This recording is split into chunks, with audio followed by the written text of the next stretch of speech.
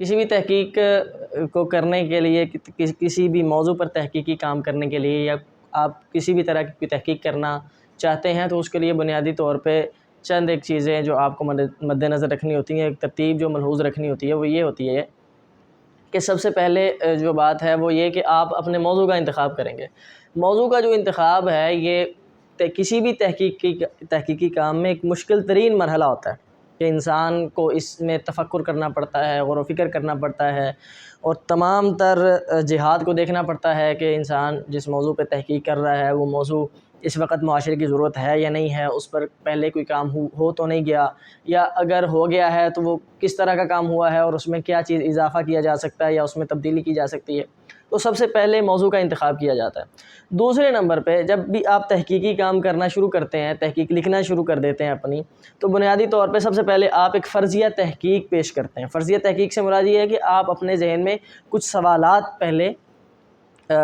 پہلے سوالات پیدا کرتے ہیں، ان سوالات کے جواب پھر ڈھونڈنے کی کوشش کرتے ہیں۔ یہ نہیں ہے آپ پہلے ایک اپنا خاص ذہن بنا کے اگر تحقیق شروع کریں گے اور اسی کو ثابت کرتے رہیں گے تو وہ تحقیق آپ کی ویلڈ نہیں ہوگی۔ تو آپ فرضیہ تحقیق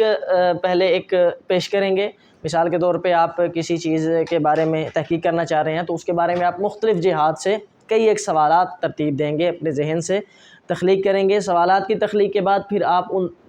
ان سوالات کے جوابات کو ڈھونڈتے ہوئے اپنی تحقیق کو لے کے چلیں گے۔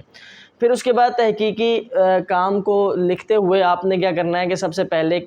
بنیادی سے ایک خاکہ بنا لینا ہے، یعنی آپ اس پوری تحقیق میں، مثال کے طور پہ آپ مقالہ لکھ رہے ہیں یا آپ کوئی تحقیقی کتاب لکھ رہے ہیں، تو آپ ایک بنیادی سا خاکہ پہلے ترتیب دیں گے۔